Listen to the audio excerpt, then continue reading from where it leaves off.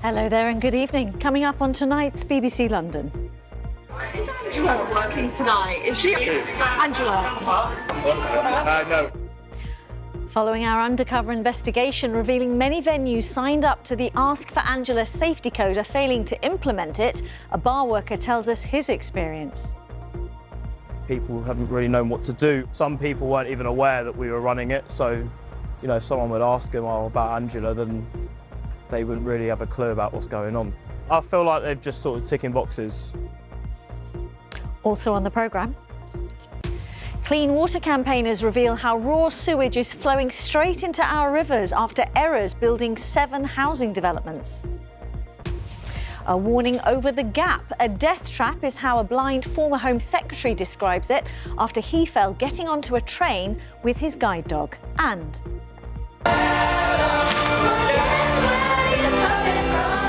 singing their hearts out from the choir to a special bedtime story. We catch up with the sisters who shared their moving story for children in need.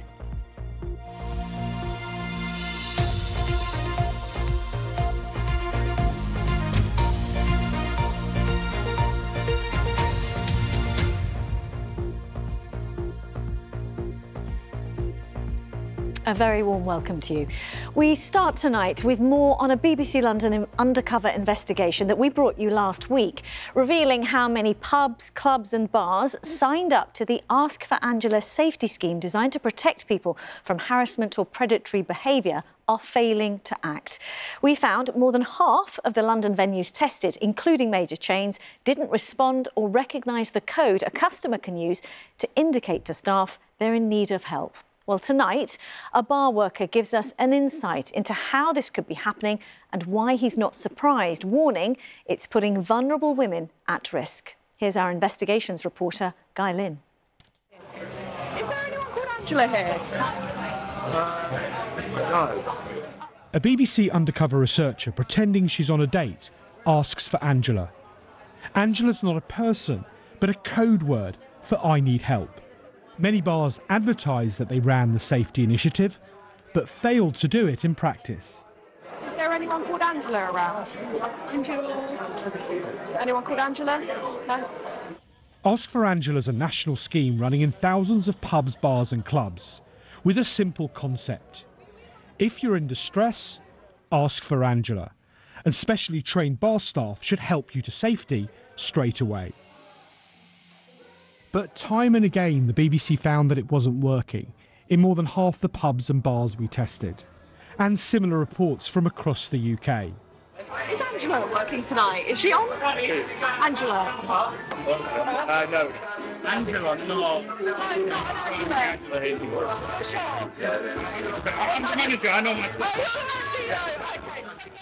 We've now spoken to Jack, who told us he's worked as a barman in 3 pubs that ran Ask for Angela. This, he says, is what happened.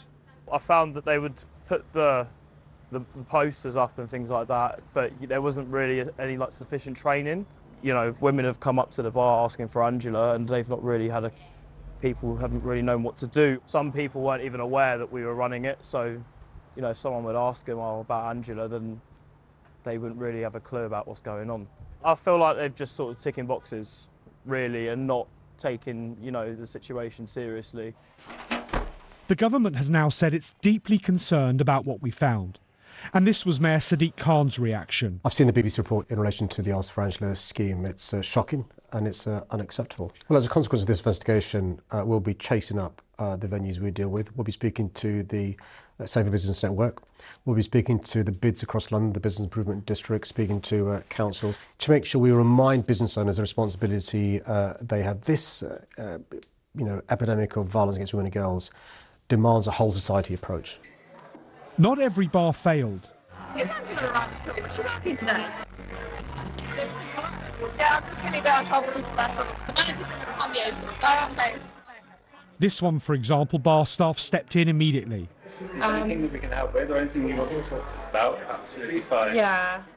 13 out of 25 pubs and bars we visited were actively advertising online and with posters in the women's toilets that customers could be reassured that the scheme was in place.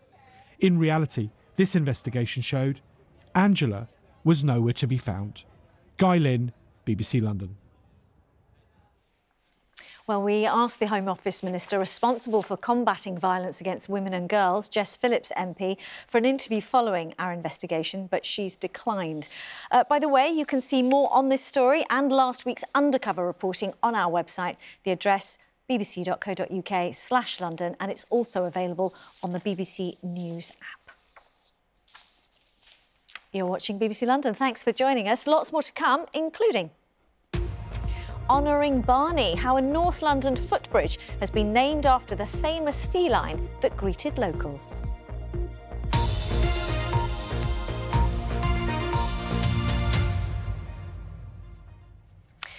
Clean water campaigners have found that at least 7 housing developments in North and West London are discharging raw sewage straight into rivers following errors during construction. An information request submitted to Thames Water found waste was flowing straight into surface water drains and not into the sewerage system for treatment. Environmentalists say while responsibility lies with property owners, better enforcement is needed. Lakshmi Gopal has more. At the River Brent, doing some fishing, of sorts. This catch of the day, though, is hard to stomach. These are wet wipes. And these, I've just pulled these out of the outfall here. Obviously, these have been flushed and these are making their way into the river. Campaigner Ben Morris has done tests, which haven't been independently verified by us, which he says shows just how much the river is being harmed. So that's our ammonia reading, 9.9 milligrams per litre, very high. That's phosphate, 2.5 milligrams, also very high reading. Basically, between the two of these are highly toxic. That means that fish and particularly invertebrates can't really live in the river in this area. A charity group requesting information from Thames Water found that 7 blocks of flats had wrongly connected pipes, discharging untreated waste into the rivers Crane and Brent instead of sewers. We've been aware for a long time of misconnections, so that is incorrect plumbing leading to sewage going directly into rivers. It's probably the biggest issue of London's rivers and urban rivers generally, biggest pollution issue. The information didn't name the specific blocks or the developers. Such misconnected pipes, while they may be accidental, are illegal. But where does the buck stop when things aren't cleared up? A beautiful environment, except for this. Rob Gray, from the charity behind the requests, wants authorities, including local government and the Environment Agency, to send a strong message. Choose 1 or 2 or 3 of these sites and say, if you don't sort it out, we're going to prosecute. And I think that will cause a sea change in the whole attitude to this problem. Why do you think it hasn't happened yet? It's easier to say, I think maybe it's your responsibility, or maybe it's your responsibility than it is to grasp onto something which is mostly hidden, except when it comes out in places like this. Thames Water says misconnections are the responsibility of property owners and that they have a programme to investigate such incidents across the region. Ealing Council told us they work with Thames Water and say that they can take enforcement action against any property owners that don't fix the issue. Harrow Council, meanwhile, gave no response. Barnet Council blamed what it called fragmented legislation. Blame flows easily, but actually clearing up the problem seems more of an upstream battle. Lakshmi Gopal, BBC London. Well, the whole issue of water quality has risen up the political agenda. So what's being done, and could it come at the expense of other environmental campaigning? Our political editor, Tim Donovan, is by the river in West London for us tonight. Evening, Tim. Just tell us more. Well, water quality actually became quite an issue during the election as well, didn't it? Liberal Democrats in particular focused on it as they chased voters in Tory marginal seats. And since they've come into power, the Labour government is making it an important issue as well. I think the Environment Secretary, Steve Reed, is taking quite an aggressive approach. There's a water special measures bill going through Parliament, which would give the regulator more powers, the government says, to stop water company bosses taking their bonuses, and in certain circumstances to actually take make criminal charges against companies where there are repeated infractions. And then, of course, here by the Thames, we are soon to see a major development, the Thames Tideway Tunnel. It's almost complete, this incredible construction project, which is due to open next year. And it is said that that will lead to cutting 95% of those sewage outflows into the Thames. The Mayor of London also is saying he wants to make this a priority, and he is focusing on the tributaries and the smaller rivers serving or running into the Thames, and we should expect some milestones, a clearer idea of what he plans to do on water quite soon. OK. Can I just pick up on that then? So talking of mayoral priorities, is there a trade-off here? Is he saying water is more important than air quality now? That is an interesting question now, because he has been talking a lot more about water than air since he was elected for a third time. And certainly clean air campaigners I've been speaking to say they're a little bit worried about this. They're worried about the signal that may be being sent that I've dealt with air, now I'm moving on to the waterways, because they will point out, these campaigners, that the job on air is not yet done. It is not job done. There is a long way to go, and they particularly focus on the legal limits. London is getting very, very close to coming within the legal limit set some time ago by the EU for this big pollutant, nitrogen dioxide, but it is some way off the new World Health Organization guidelines on pollution, which incidentally the EU wants cities in Europe to meet. So these campaigners are worried that there's a signal being sent that he is, perhaps bruised by the experience of the ultra-low emission zone, is moving on to water rather than sticking with air. Now, City Hall say that is not the case.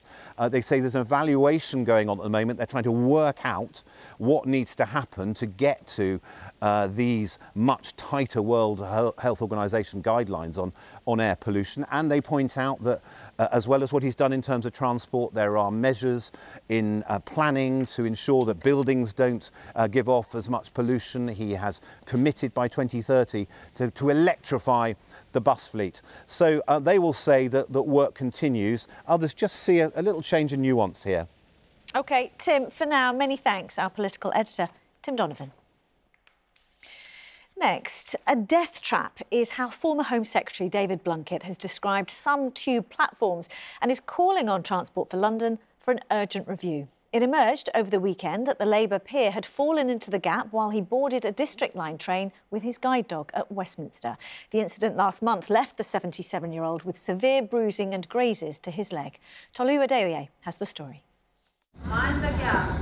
Mind the gap, the familiar call on the tube network.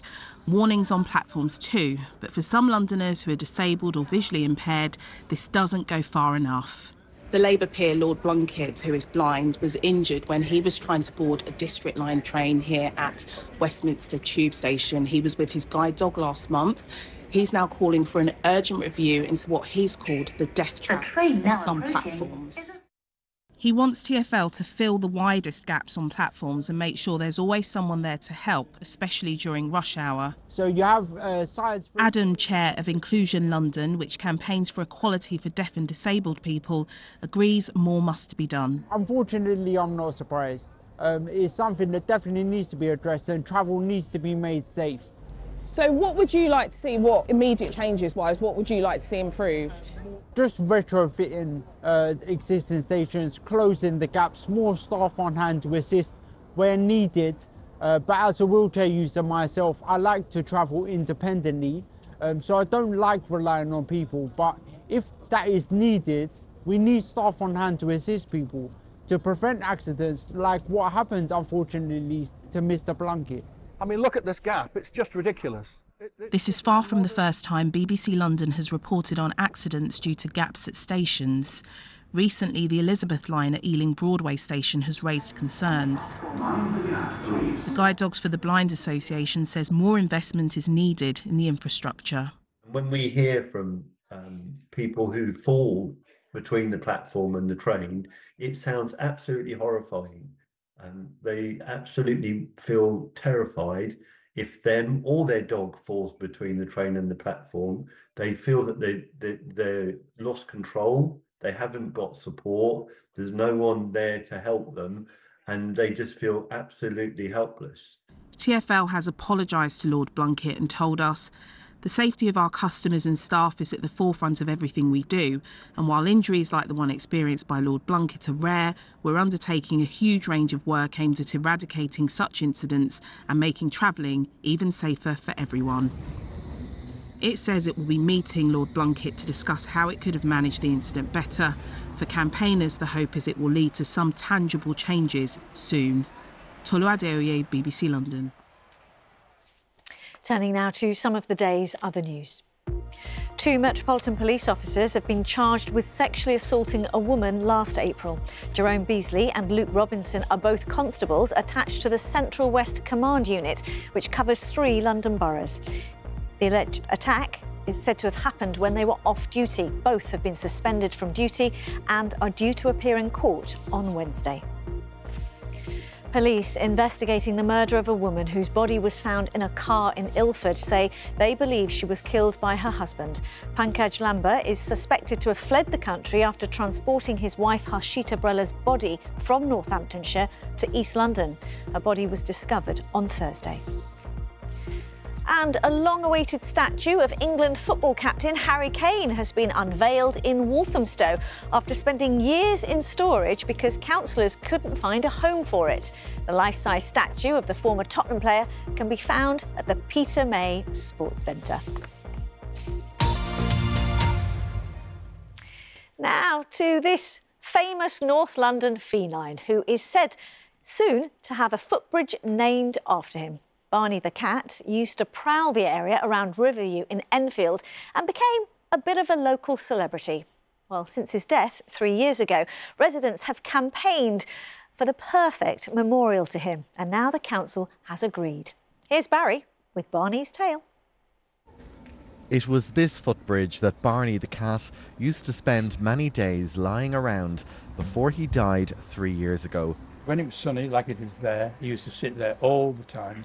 He was a bit of a riverside icon, so much so that local residents got together to get the bridge named after him. When he died, a wonderful thing happened. 157 emails, lovely messages about how we walked up Riverview, and my granddaughter used to look out for Barney, and other people going to school every day would be slightly worried if Barney wasn't there when they went to school. And that kind of picture that Barney was very important to the community slowly built up. And so we got chatting on the committee and decided, let's find out if the community would like the bridge that Barney used to sit on to be called Barney's Bridge. Barney's owner told me that everyone living around here knew of his cat. He loved meeting new people, and it was a good place to meet passers-by. And he used to sit in the middle here and refuse to move for anyone. So he'd be spread here? He would, yes, particularly in the sun in summer. And how did the dog walkers respond and the dogs? He wouldn't move for dogs. Some dog owners had to walk all the way down to the other end of the river here over the other bridge. Chris himself wasn't involved in the petition to get the bridge named after his cat, but he's delighted for the love shown to Barney. He was gentle, calm, loving. It was a lovely cat, and it's hard to say just how we felt about him. Most pet owners will know immediately what their pet is like and how nice and calm they are.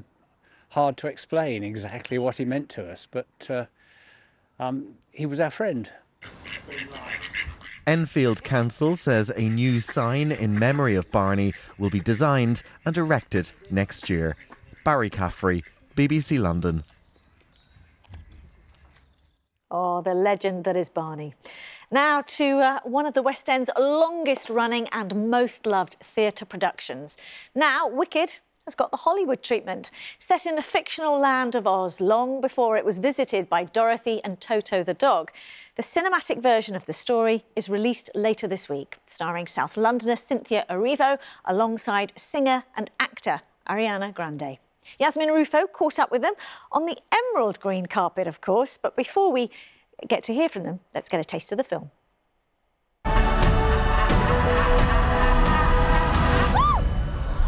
You're green. I am. Popular. I know saved you some space, by the way. Do you really think this is fair?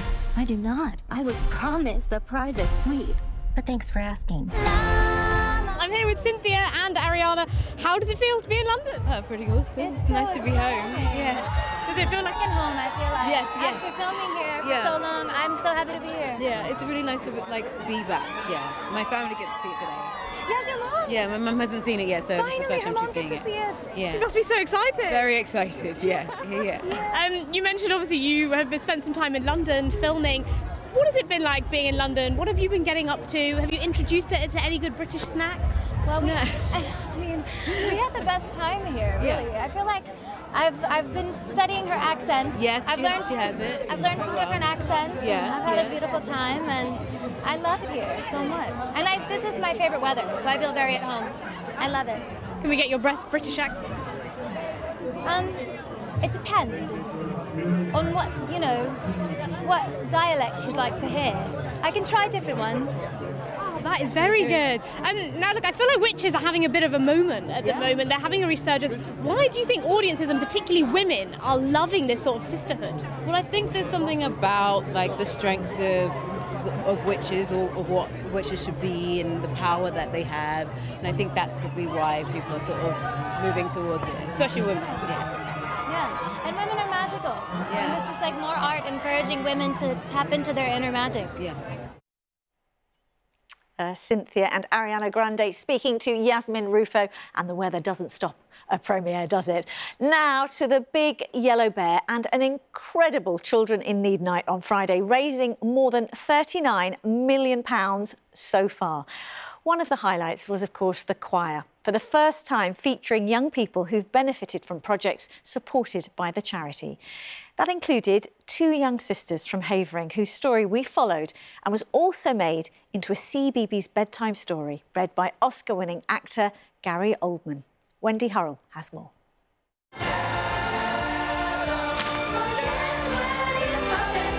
The moment when children from all over the country who've been helped by Children in Need funding sang live on BBC One as a choir. And centre stage are brave girls from Havering, Anya and Amira. What was the experience like overall? Loud, fun, and exciting. Back home, a watch party, and there was much fun behind the scenes of our live broadcast. Is that no good? As we met the girls' school friends and their buddies from theatre group The Habit Factory. Were you like celebrities at school today? All of my friends asked how was it and how are you feeling, and most of the teachers were really excited to see me as well. So compelling is their tale, it was turned into a CBeebies bedtime story. Hello, I'm Gary. Read out by actor and Londoner Gary Oldman. She told them she had cancer and was very unwell. Amira lost her voice that day. Anya was an empty shell. And how The Habit Factory, part funded by Children in Need, did so much to help Anya and Amira. From the bottom of their hearts, they want to say, thank you. To everyone from BBC Children in Need team, from the CBeebies team, to the choir team, to you guys, everyone, you are amazing, you do amazing things, and you help us, people like us, to be amazing as well. So thank you. And our thanks to the charities helping others, to fundraisers and anyone who has donated a little money. Wendy Hurrell, BBC London. So heartwarming. And just to say, there is still time to donate any amount to Children in Need. As you can see, every single penny counts. The easiest way is to search bbc.co.uk/Pudsey, as you can see on your screen, and just follow the instructions online. Gosh, what a night it was. Right, let's get a check on the weather. And Corson has joined us. I think we saw there at the premiere on the South Bank, the rain really coming down. Didn't stop a premiere, though. They didn't even have umbrellas. Oh, well, that's very brave of them. But there is more rain to come overnight tonight, Riz. We've had some rain, but there's also some wintry weather to come as well. And when I say wintry for us, it's going to turn colder by day and by night. We're not going to really see that snow, but I'll get to that, Riz. Thank you. So we have had some rain to end the day, but the day didn't start off that way. We had some cloud. It was mostly dry, just a bit of brightness breaking through the cloud here, as captured here by one of our weather watchers. But this afternoon, it's been a different story. We've seen that wet weather coming in from the west and a bit of a gloomier picture to end the day, as seen here. And for the next few days, then, there will be further wet and windy weather to come overnight tonight and into tomorrow for a time. But once that clears through, well, it's going to turn drier and colder, and there will be a good deal of sunshine around as well. But for the time being, it's quite wet out there, and this is the reason why. We have this area of low pressure, and overhead there's milder air, but to the north of us, across northern parts of the UK, colder air. And where this mild air meets the cold air, there could be some snow, and there is some snow in the forecast for northern parts of England. For us, though, it looks like it will be rain, and as that system clears through, we lose that milder air, and we're left with much colder air coming all the way from the Arctic. So for all of us, it will be much colder by day and by night as well. So certainly we'll feel that difference over the next few days. But for this evening, still some outbreaks of rain, some heavy rain for a time. This will tend to clear further eastwards, and by the end of the night, we're left with some drier spells, but also still some heavy bursts in places. And temperatures, well, for central, southern parts, around 5 to 7 Celsius, but further towards the north, 2 degrees. And for tomorrow, then, it will still be a bit cloudy and damp for the morning. And some of this could be a bit wintry. I put some sleety, wet sleet in the mix. And as we head through to the afternoon, well, it will turn a bit drier from the north. And temperatures around 3 to 7 Celsius. So already it is starting to become much colder. And that is the theme for the next few days then. We'll continue to see fairly windy conditions for Tuesday evening as well. And then we're drawing in clearer skies. And under the clearer skies, it will be chilly. So temperatures quite widely dipping down to low single figures. And there'll be overnight frosts and the risk of ice where we still have some lying water. And then for Wednesday, a similar story, a lot of dry weather, some good spells of sunshine around, and it will be cold into the afternoon as well. And for the next few days, that is the theme. So we will certainly have some dry weather in the forecast with some sunshine, but turning colder for all by day and by night. And that's your forecast. OK, Kaushal, thanks very much. And that is it for now. Thanks very much for watching. More on our undercover investigation about the Ask for Angela scheme designed to help protect women on a night out and the venues signed up to it failing to put it into action. That's on the BBC News website. And if you're a fan of EastEnders, actor Nitin Ganatra, who played Mr Masood, will be a guest on Assad's BBC Radio London show from 7 p.m. From me and all the team here, have a lovely evening. Bye-bye.